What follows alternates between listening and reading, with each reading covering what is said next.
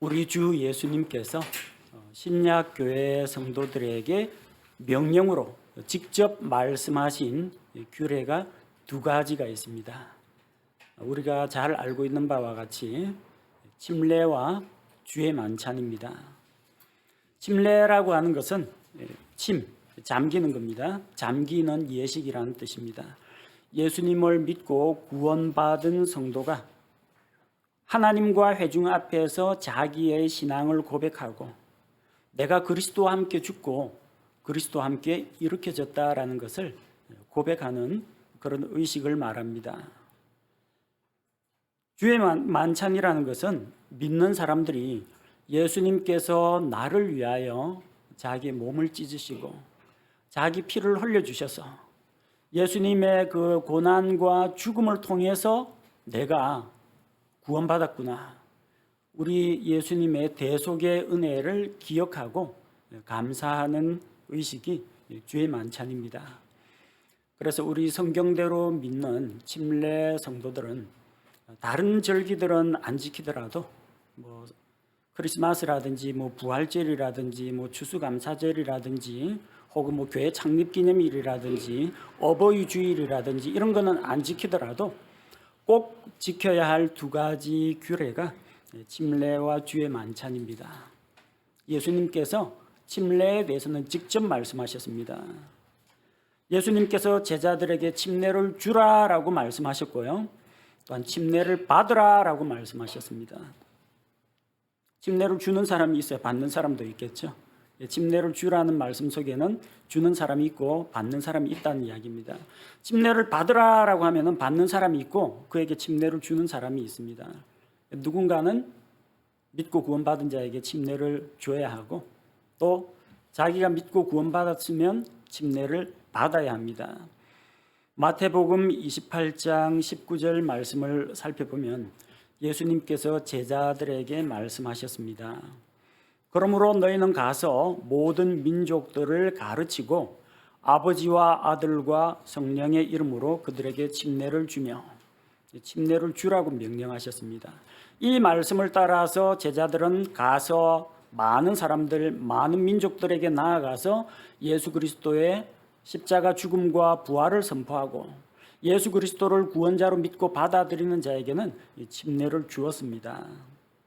또한 마가복음 16장 16절 말씀에는 믿고 침례를 받는 자는 구원을 받으려니와 믿지 않는 자는 정죄를 받으리라. 침례를 받으라고 했습니다. 오해하거나 혼동하지 마셔야 할 것은 믿기만 하면 안 되고 믿고 침례까지 받아야 구원받는구나. 그렇게 생각하시면 안 됩니다. 이 말씀은 믿는 자는 당연히 침례를 받기 때문에 믿고 침례를 받는 이 하나라는 겁니다. 예수 그리스도를 믿으면은 당연히 침례를 받는 겁니다. 그렇게 해야 구원을 받는다는 거예요. 난 믿었는데 아직까지 침례 못 받았으면 구원 못 받느냐? 그건 아닙니다. 먼저 믿어야 합니다. 그 다음에 믿었으면 그 다음에는 침례의 명령에 순종해야 합니다. 어떤 분은 믿고 빠른 시일 내에 침례를 받는 분이 있는가 하면 어떤 분은 믿고 조금 시간이 지난 후에 침례를 받을 수도 있습니다. 문제될 건 없습니다. 자기가 하나님 앞에서 침례를 받기로 결심하면은 자기가 믿고 확정하고 받기를 원하면 받을 수가 있습니다. 이건 누가 강제로 등 떠밀어 가지고 침례를 받기 위해 강제할 수는 없어요. 선택입니다. 그러나 우리는 주님께서 말씀하신 그 명령에 순종하는 그리스도인이 되어야 한다는 겁니다. 신약교회가 처음 시작된 것이 사도행전 2장 오순절 성령 강림 이후 처음으로 예루살렘에서 교회가 시작되었고 성령이 하나 되게 하심을 따라서 믿고 구원받은 자가 성령 안에서 예수 그리스도의 몸 안으로 들어오는 이런 일이 일어났습니다. 그때 어떤 일이 일어났느냐? 사도행전 2장에서 오순절에 베드로가 선포한 말씀을 믿고 받아들인 자들은 다 침례를 받았습니다. 침례는 예수 그리스도를 구원자로 믿는 사람이 첫 번째로 순종해야 할 주님의 명령이라는 겁니다. 그래서 오늘 우리가 함께 읽은 골로새서 2장 말씀을 기초로 해서 침례의 의미에 대해서 우리가 한번 생각하고 하나님께서 우리에게 침례를 통해서 말씀하고자 하시는 것, 침례를 통해서 우리에게 주시는 그런 은혜를 함께 나누고자 합니다. 자, 먼저 12절 말씀 전반부에 보니까 너희가 침례 안에서 그분과 함께 묻혔고, 너희가 침례 안에서 그분과 함께 묻혔다고 했습니다. 이 날씨 좋고 화창한 날에 또 이제 죽음에 대해서 이야기하니까 조금 꺼림칙하게 생각하시는 분들이 있는데, 여러분, 죽음이라는 게 상당히 중요합니다. 죽지 않으면 죄의 삭을 지불할 수가 없습니다. 사람은 아담의 범죄 이후로 죽는 존재가 되었어요. 그것이 죄의 문제에 대한 하나님의 해결책이라는 겁니다. 침례는 죽음과 연관되어 있습니다. 우리 침례할 때 이제 침례 받는 분들, 침례자가 이 물 속에 잠기게 하죠. 사람은 물에 잠기면 죽습니다. 그러니까 건져줘야죠. 물에 해가지고 그리스도와 함께 죽었고 해가지고 이거 한 5분만 열에 가만히 있으면요, 호흡 곤란으로 진짜로 죽습니다. 이 죽음을 나타내는 의식하다 진짜 죽을 수도 있어요. 사람은 물 속에 잠기면 살 수가 없습니다. 물은 심판과 죽음을 의미합니다. 그게 창세기에 나타난 노아의 홍수입니다. 하나님께서 큰 비를 내리시고 깊음의 샘들이 터지고, 그래서 하나님께서 궁창 위에 물을 쏟아부으시고 지하수가 터지고 하니까 온 지구가 물 속에 잠겼고 높은 산들도 다 잠겼습니다. 이 날개짓하는 새들도 뭐 어디 쉴 곳이 있어야 하는데 결국 기력이 빠지면 물에 빠져 죽습니다. 노아의 방주에 있던 노아 가족과 방주 안에 들어간 짐승들을 제외하고는 지구상에 코에 호흡이 있는 모든 짐승들이 다 죽었습니다. 물은 심판과 죽음입니다. 물 속에 잠긴다는 것은 죽음을 나타내는 것입니다. 우리가 침례를 받는다, 그것은 죽음을 의미합니다. 우리는 물로 침례를 받기 이전에 먼저 예수 그리스도 안으로 침례를 받았습니다. 우리가 예수님 안으로 침례를 받는다는 것은 우리가 그분의 죽음에 연합하는 것을 의미합니다. 예수님 안으로 침례를 받는다, 예수님 안에 잠기는 것을 이야기합니다. 예수님과 동일시하는 것을 말합니다. 십자가에 달려 돌아가신 그 예수님과 내가 하나라는 것을 고백하는 것입니다. 그래서 로마서 6장 3절 말씀을 보면, 로마서 6장 3절은 우리가 물속으로 침례를 받는 걸 이야기하지 않고 예수 그리스도 안으로 침례를 받은 우리가 다 그분의 죽음 안으로 침례를 받은 줄을 너희가 알지 못하느냐. 여기서 말하는 것은 우리가 예수님을 믿고 내가 그리스도와 함께 십자가에 못 박혔나니, 내가 예수님 안으로 침례를 받아서 그분의 죽음 안으로 들어가게 되고 그분의 죽음과 동일시하게 되었다는 이야기입니다. 내가 주님과 함께 죽었다. 그것이 나에게 어떠한 의미가 있을까요? 우리가 그리스도와 함께 죽으면 율법에서 해방됩니다. 로마서 7장 1절에서는 바울이 법을 아는 자들에게 이야기합니다. 내가 법 아는 자들에게 이야기하는데, 법은 사람이 살아있을 동안만 그를 주관하는 것을 너희가 알지 못하느냐. 법은 사람이 살아있을 때 효력을 미칩니다. 사람이 죽으면 그를 대상으로 어떤 조사도 할 수가 없습니다. 죽은 사람한테 뭐 물어볼 게 뭐가 있습니까? 말도 못하는데. 어떤 사람이 죽으면 그를 법정에 세울 수도 없습니다. 공소를 제기할 수가 없어요. 어떤 사람이 이미 죽었으면 어떤 형벌을 내릴 수도 없습니다. 법이 할 수 있는 게 없어요. 죽었으니까. 율법이 사람에게 최대한 관여할 수 있는 한도는 사람이 살아있는 동안에 그를 비판하고 정죄하고 지적하고 죄의 삭은 사망이다, 죽어야 한다, 이거 선포하는 겁니다. 근데 죽으면 율법이 힘을 쓰지 못한다는 겁니다. 우리는 그리스도 안으로 침례를 받음으로써, 십자가에 못 박혀 죽으신 예수 그리스도 안으로 침례를 받음으로써 율법의 저주에서 벗어났습니다. 율법은 더 이상 우리에게 아무런 효력을 미치지 못합니다. 그리스도와 함께 죽고 율법에서 자유롭게 되었습니다. 또 우리가 그리스도 안으로 침례를 받아 그분의 죽음과 연합하였기 때문에 우리는 죄에서 해방이 되었습니다. 죄에서 벗어날 길이 뭐가 있겠어요? 이 죄를 내가 어떻게 해결할 수 있겠습니까? 물로 씻는다고 되겠습니까? 내가 가시 침상 위에 누워가지고 고행을 한다고 죄가 없어지겠습니까? 내가 자선 활동을 하고 사람들에게 선을 베풀고 도덕적, 인격적 수양을 한다고 과거에 지은 그 죄가 없어지겠습니까? 없을 수가 없습니다. 우리의 죄의 문제는 죄의 삭을 지불함으로 해결이 됩니다. 성경은 죄의 삭이 사망이라고 이야기합니다. 로마서 6장 23절에 죄의 삭은 사망이나 하나님의 선물은 예수 그리스도 우리 주를 통해 얻는 영원한 생명이니라. 죄에 대한 대가가 사망입니다. 이 대가를 지불해야 하는데 내가 대가를 지불할 수 있느냐? 그건 내가 심판받아서 영원한 지옥에 떨어지고 꺼지지 않는 불호수 속에 들어가는 걸 이야기합니다. 누가 나를 위해서 이 죄의 삭을 대신 지불해 줄 수가 있는가? 그분은 나와 똑같은 사람이어야 합니다. 그분은 나처럼 죽을 수 있는 존재여야 합니다. 그분은 죄가 하나도 없어야 합니다. 만약 그분에게 죄가 있다면 그분은 자기 죄 때문에 죽는 거지 내 죄까지는 감당 못 해줍니다. 아무 죄 없는 한 사람이 나를 대신하여 하나님 앞에서 이 죄의 삭을 지불해 줄 때 우리 죄의 삭이 지불되고 내가 죄에서 벗어나는 겁니다. 누가 그 일을 할 수 있겠습니까? 하나님의 아들 예수 그리스도 우리의 구원자 주님밖에는 아무도 없다는 겁니다. 예수님께서 십자가에서 피를 흘리시고 고난당하시고 죽으신 것은 온 세상의 죄를 위한 것이기도 합니다. 그러나 우리 성도들은 각자 그 예수님이 바로 나의 죄 때문에 죽으셨다는 것을 믿습니다.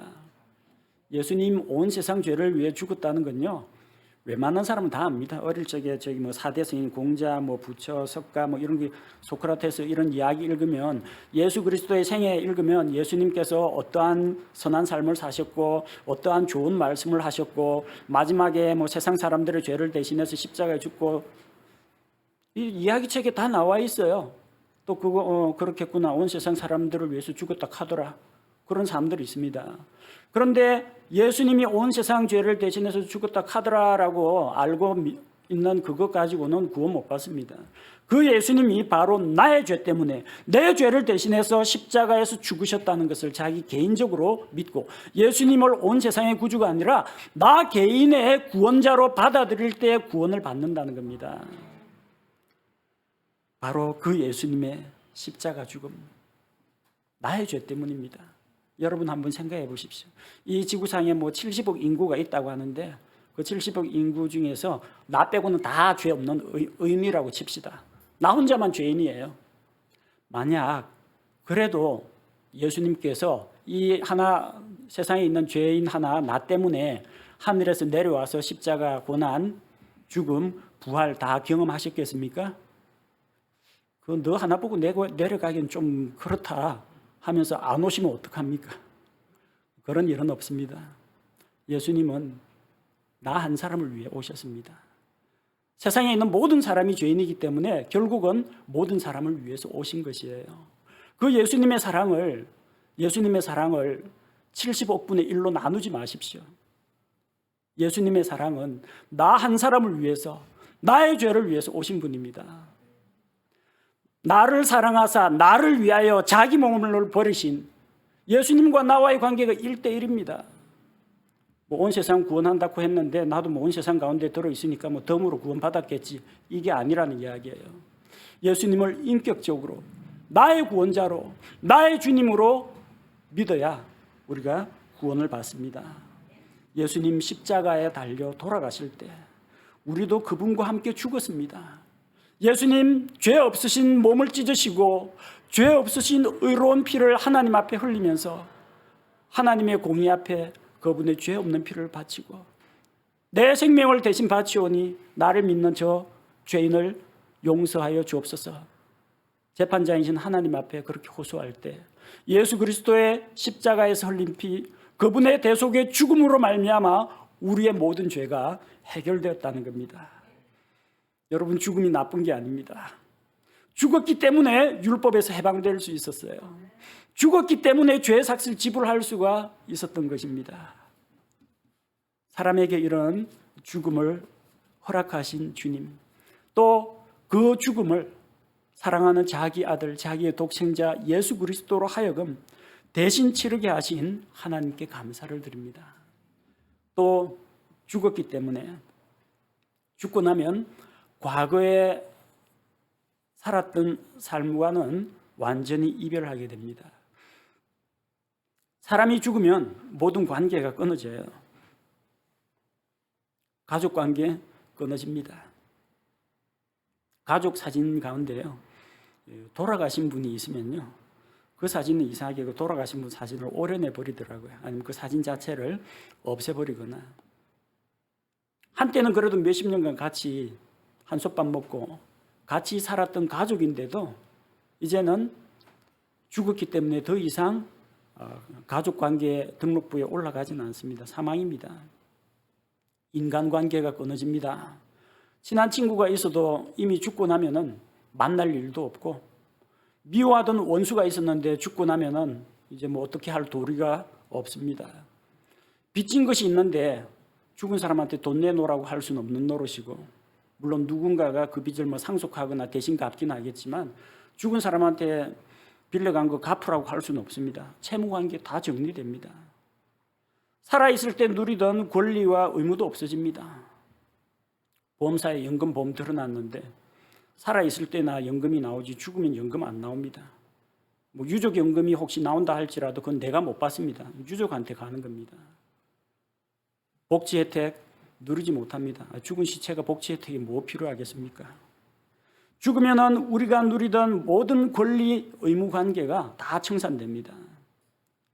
죽음으로써 우리가 이전에 가지고 있던 것, 누리던 것, 즐기던 것 이제는 다 지나갔습니다.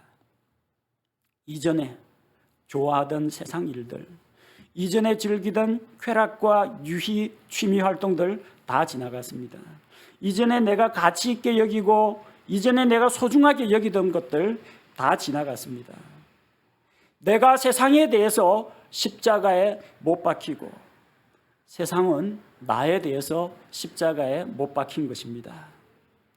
베드로전서 4장 3절 말씀을 보면 우리는 과거와는 영영 이별입니다. 우리가 색욕과 정욕과 과음과 환락과 연회와 가증한 우상숭배 속에서 걸어 이방인들이 하고자 하는 바를 행한 것이 우리 삶의 지나간 때로 우리에게 족하도다. 지나간 때가 언제입니까? 예수님 믿기 전입니다. 내가 그리스도와 함께 십자가에 못 박혀 죽기 이전, 그러나 이제는 그리스도와 함께 십자가에 못 박혀 죽었기 때문에 과거의 사무과는 단절이 되었다는 겁니다. 죽음은 단절입니다. 죽음은 모든 빚을 청산합니다. 죽음은 죄의 삭도 청산합니다. 죽음은 율법의 저주나 구속력조차도 무효화시켜버립니다. 우리가 침례를 안에서 그분과 함께 묻힘으로써 이런 놀라운 일들이 우리에게 일어났습니다. 자, 두 번째로 죽음 이야기였는데 침례가 뭐 죽는 것만 의미하는 건 아닙니다. 죽는 거 말고 생명하고도 관련이 있습니다. 12절 말씀해 보니까 그분을 죽은 자들로부터 살리신, 예수님을 죽은 자들로부터 살리신 하나님의 활동에 대한 믿음을 통해 침례 안에서 또한 그분과 함께 일어났느니라. 전반부에는 침례 안에서 그분과 함께 묻혔고 후반부에는 침례 안에서 또한 그분과 함께 일어났느니라. 이게 중요합니다. 그리스도와 함께 죽었다 해가 죽어 끝났다 장사됐다, 얼마나 허망합니까? 살아야 합니다. 생명을 누려야 합니다. 그리스도의 부활과 함께 일어나 부활하고 생명의 새로움 가운데에서 우리가 걸어가야 합니다. 사람이 물속에서 다시 일으켜지는 것은 죽은 자들로부터 부활하는 것을 나타냅니다.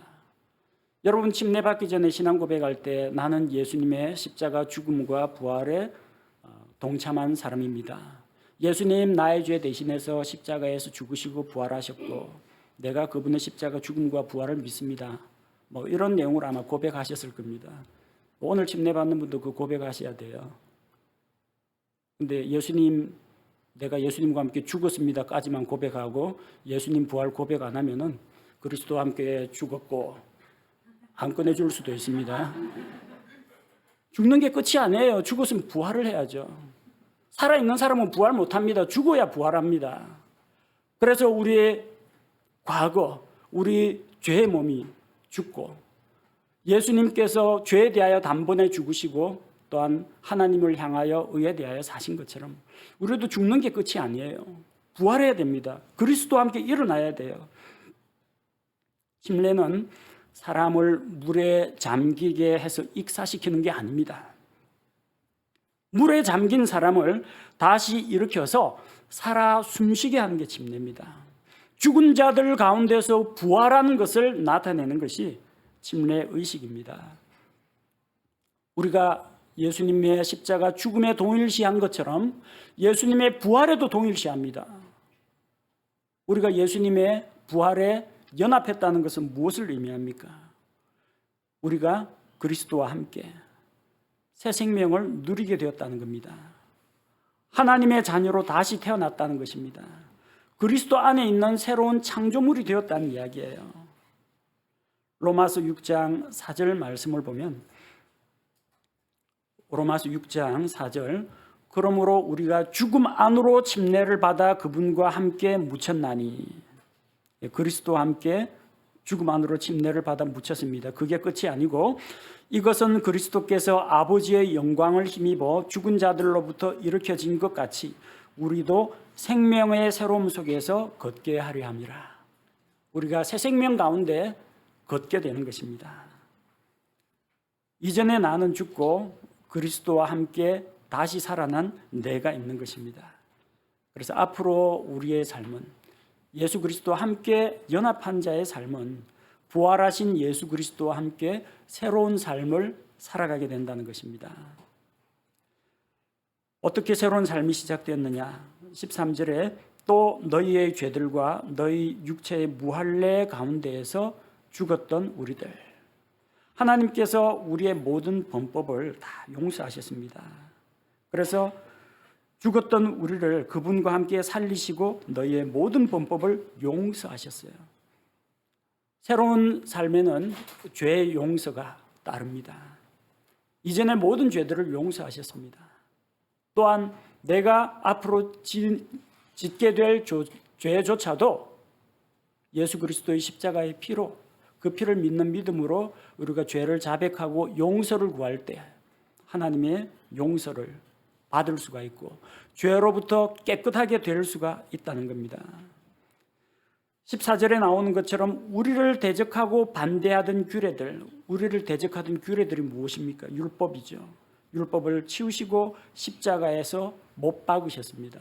이제는 이 율법이 효력이 없어요. 예수님께서 죄 없으신 예수님께서 율법이 요구하는 의, 율법이 요구하는 죄의 삭을 우리 대신 지불했기 때문에 이제는 우리를 대적하는 그런 법률 문서, 그 율법이 효력을 상실했다는 겁니다. 그리고 이제 과거에는 우리가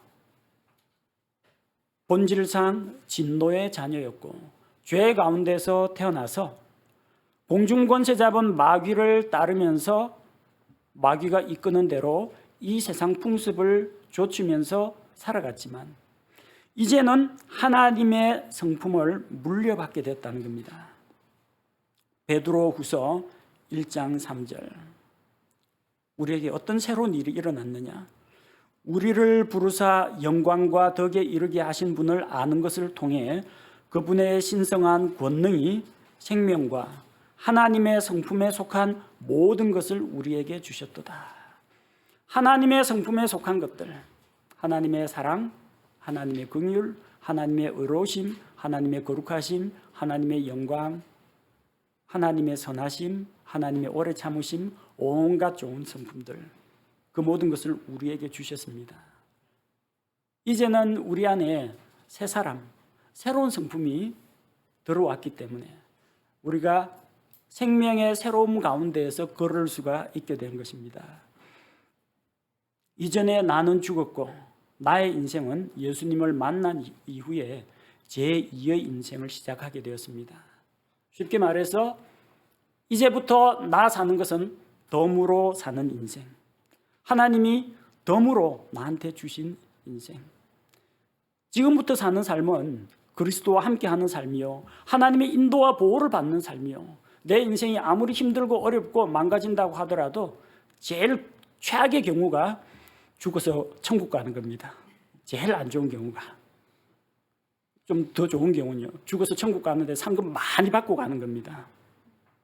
어쨌든 우리는 확실한 미래에 대한 안전 보장이 되어 있습니다. 이제는 나의 삶은 아둥바둥하며 사는 게 아니라 즐기면서 사는 삶이요, 하나님의 복을 누리면서 사는 삶이요. 이제 뭐 당장 죽어도 뭐 여한은 없어요. 천국 자리는 예수님께서 허락해 주셔서 이미 따놓은 당상이고, 어떻게 하면은 주님의 일을 좀 더 열심히 하고, 어떻게 하면은 몇십 년 안 남은 내 인생을 하나님을 위하여, 하나님의 왕국을 위하여, 복음을 위하여 내가 살 것인가, 그것만 남아 있는 겁니다. 살아가는데 아무런 부담이 없어요. 이 인생, 새로 시작한 인생에는 하나님께서 함께 하십니다. 우리가 선한 일을 할 수 있도록 은혜와 능력을 부어주십니다. 우리 삶 가운데서 선한 열매를 맺게 해주십니다. 그리고 이 삶의 끝에는 하나님께서 영광과 보상으로 우리에게 갚아주실 것을 믿습니다. 우리는 예수 그리스도 안으로 침례를 받아서 침례 안에서 주와 함께 죽고 묻혔고, 침례 안에서 주와 함께 살아났습니다. 그리고 이렇게 우리가 예수님 안으로 침례를 받아서 그분의 죽음과 부활하심에 연합한 것을 이제는 회중 앞에서 물속으로 침례를 받고 물에서 일으켜지는 이런 상징적인 의식을 통해서 내 신앙을 고백하는 겁니다. 그래서 침례의 영적 의미는 바로 이것입니다. 죽음과 부활입니다. 그것을 물속에 잠겼다가 물에서 일으켜지는 것으로 표현을 합니다. 따라서 우리가 침례를 통하여 주님과 연합한 것을 드러내는 올바른 침례의 방법은 무엇인지 생각해 보겠습니다. 첫 번째로, 예수님을 구원자로 믿는 자만 침례를 받아야 합니다. 침례는 아무나 주면 안 돼요.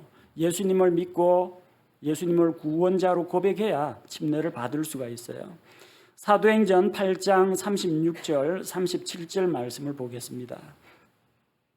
누가 침례를 받느냐? 사도행전 8장 36, 37절. 그들이 계속해서 길을 가다가, 그들은 이제 집사 빌립과 에티오피아 내시를 말합니다. 어떤 물의 이름에 내시가 이르되, 보라, 여기에 물이 있으니 무엇이 내가 침례 받는 것을 방해하리요 하며. 물이 있는데 침례를 받는 것을 방해할 게 무엇이냐? 근데 물만 있다고 침례를 받을 수 있는 건 아니에요. 빌립이 이야기해 줍니다. 37절. 빌립이 이르되, 만일 그대가 마음을 다하여 믿으면 받을 수 있느니라. 침례를 받으려면 믿어야 받을 수 있다는 겁니다. 그러자 에티오피아 내시가 신앙 고백합니다. 그가 응답하여 이르되, 예수 그리스도께서 하나님의 아들이심을 내가 믿노라 하니라. 37절이 상당히 중요해요. 침례는 믿는 자만 받을 수 있다. 그러니까 신앙 고백을 하고 내가 예수 그리스도를 하나님의 아들, 나의 구원자로 믿고 고백합니다. 그런데 현대 역본, 가톨릭 역본에는 이 37절이 전부 다 빠져 있습니다. 왜냐하면 오로마 가톨릭에서는 세례 성사라고 해서 7가지 성사가 있는데 그 중에 하나가 세례 성사입니다. 아무 말도 못하는 어린애에게 유아 세례를 주고 어릴 때부터 로마 가톨릭 교회 안에다 잡아두려고 합니다. 그래서 처음에는 침례로 시작했는데 가만 보니까 어린애를 물속에 잠기게 하면 이게 위험이 있잖아요. 그러니까 물 뿌리는 세례로 바꿉니다. 또 병상에서 막 죽어가는 사람, 중환자를 물속에 집어넣기는 곤란하거든요. 그래서 물을 뿌리는 의식으로 바꾸게 됩니다. 아무런 말도 못하는 어린애라 할지라도 요람에서 무덤까지가 중세 로마 가톨릭 교회의 그 작전이었습니다. 사람이 요람에서 태어나서 무덤에 갈 때까지 가톨릭 교회의 지배하에 있어야 됩니다. 결혼을 하든지 뭐 죽든지 장례식도 교회에서 다 집례를 해야 되기 때문에. 자, 그래서 말 못하는 어린아이, 아직 예수님을 믿지도 않는 아이, 믿을지 말지 자기 의사결정도 못하는 아이한테도 강제로 그 부모의 믿음을 보고 준다, 이런 형식으로 줘야 되는데 딱 37절이 걸리는 거예요. 37절 보니까 믿어야 받을 수 있다고 했는데 이 어린애가 믿는지 안 믿는지도 모르고 어린애가 옹알옹알 하면서 의사표시도 못하는데 이 애를 어떻게 침례든 세례든 줄 수 있겠느냐, 논란이 되잖아요. 그러면 어떻게 해야 돼요? 성경 말씀에 따라서 자기들의 교리를 바르게 정립해야 되는데 가톨릭 교리에 맞게 성경을 삭제를 해버린 겁니다. 37절이 없어졌어요. 뭐 개역이라든지 공동번역, 가톨릭 번역, 현대역 본들 보면요, 이 37절을 다 빼버렸습니다. 그러니까 안 믿어도 받을 수 있다가 돼버린 거예요. 특히 이런 일들은 군대 가면은 종종 일어납니다. 세례고 침례고 아무것도 안 받았으면 좋겠는데 중대장이 뭐 소대장 시키고 인사계 시켜가지고 행보관 시켜가지고 병장급이 이야기하죠. 종교사역 집합하십시오 하면은 이게 교회 가는 그걸 종교사역이라고 하더라고요. 몇 명 이상 보내야 돼요. 안 그러면 또 군종 목사님한테 이야기 듣고 성당에서 또 이야기 듣고 또 절에서 또 이야기 나오기 때문에 어쨌든 인원수 차출해가 보내야 됩니다. 그 다음에 또 만약에 위쪽에 장성급 지휘관 중에서 독실한 기독교인이 있으면요, 밑에 있는 뭐 연대장, 대대장, 중대장 그 눈치 봐야 됩니다.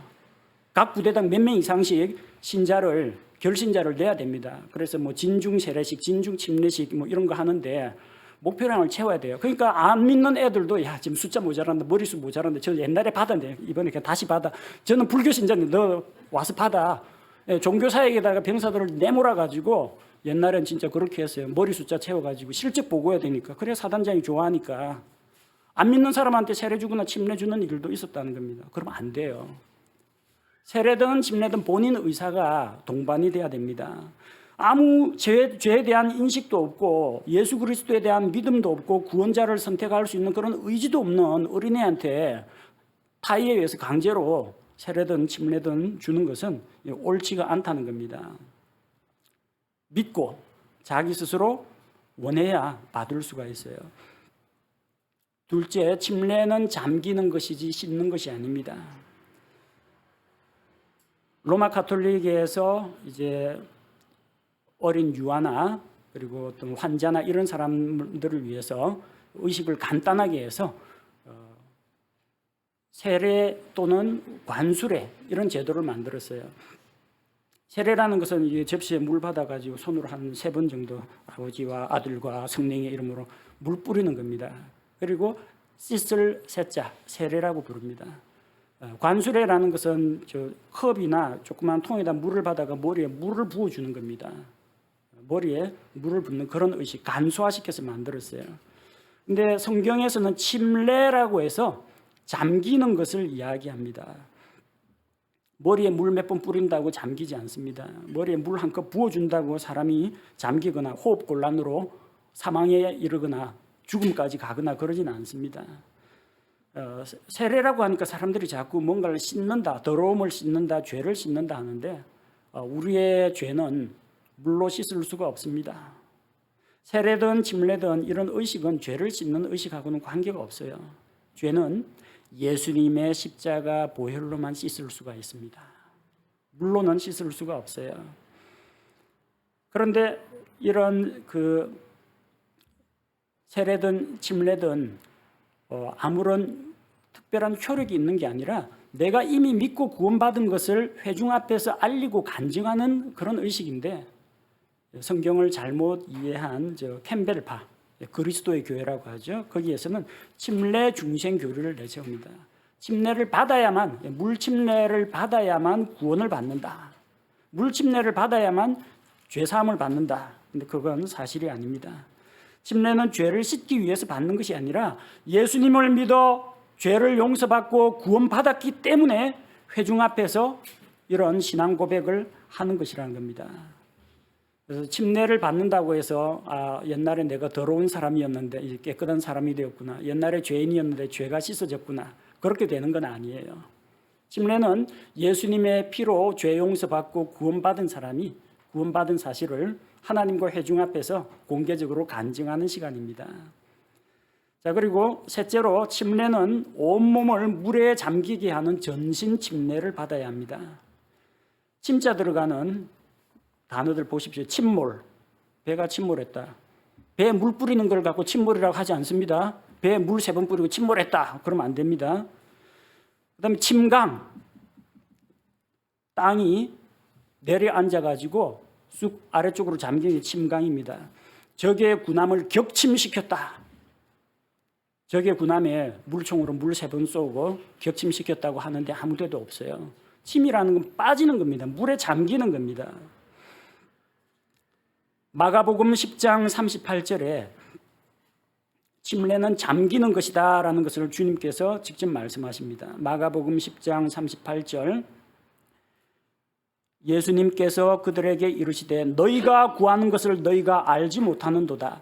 내가 마시는 잔을 너희가 마실 수 있느냐? 나를 잠기게 한 그 침례로 너희가 침례를 받을 수 있느냐 하시니 나를 잠기게 한 침례, 침례는 잠기게 하는 것이라는 겁니다. 예수님이 요한에게 침례자 요한에게 침례를 받을 때 빌립이 에티오피아 내시에게 침례를 줄 때 물 속으로 들어갔습니다.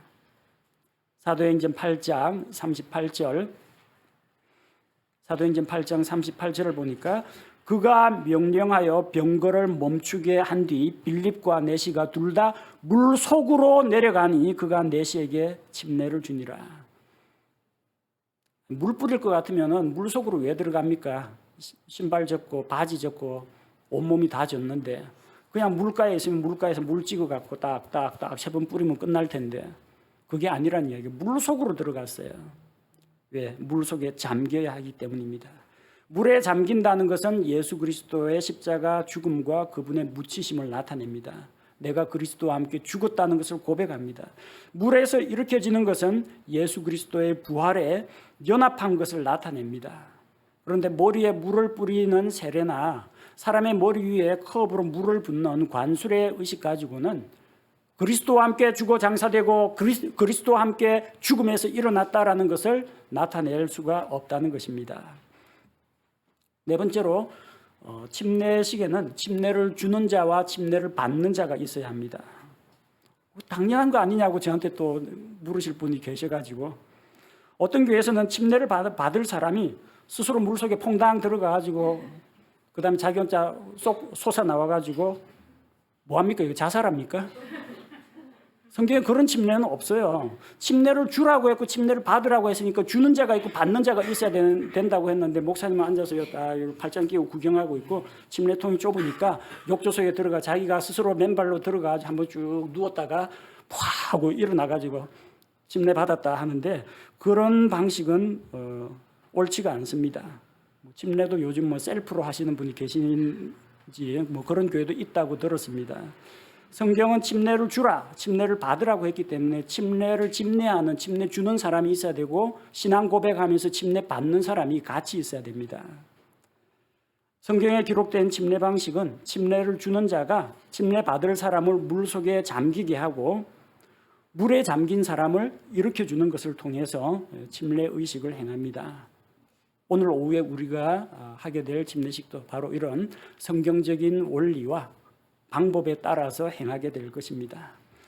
우리는 예수 그리스도께서 우리 죄를 대신해서 십자가에 달려 피 흘려 죽으시고 사흘 만에 다시 살아나신 것을 믿음으로 받아들입니다.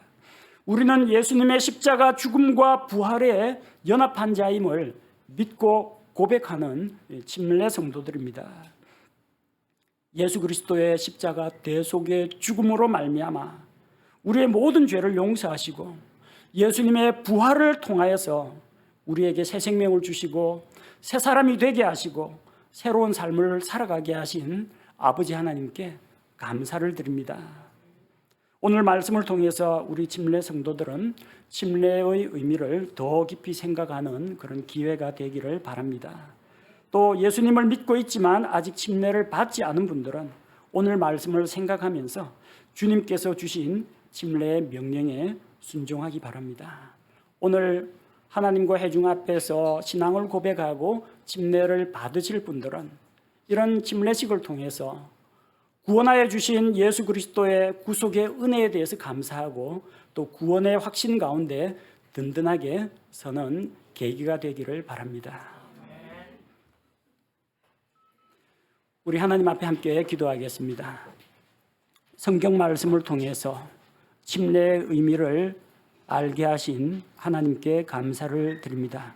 우리가 그리스도 안으로 침례를 받아 그리스도의 십자가 죽음에 연합한 자가 되었고 또한 침례 안에서 그분과 함께 다시 일으켜진 예수 그리스도의 부활에 연합한 자임을 믿음으로 고백합니다. 또한 하나님께서 우리에게 예수 그리스도와 함께 죽고 예수 그리스도와 함께 살아나는 이 놀라운 일을 이루어 주신 것을 하나님과 회중 앞에서 고백하면서 오늘 침례식을 행하고자 합니다. 우리 이미 믿고 구원받고 침례를 받은 성도들은 하나님의 구원의 은혜에 대해 더 깊이 감사하는 시간이 되게 하시며 오늘 신앙 고백하고 침례 받는 분들은 침례의 의미를 바르게 이해하고 하나님 앞에서 회중 앞에서 담대하게 자기의 믿음을 간증할 수 있게 하시며 그로 인하여 구원의 확신 가운데 든든히 서게 하옵소서. 오늘 우리에게 이 좋은 날씨와 함께 우리 교회가 세워진 이후 처음으로 갖는 침례식에 주님께서 복을 주시기 원하며 예수 그리스도의 이름으로 기도합니다. 아멘.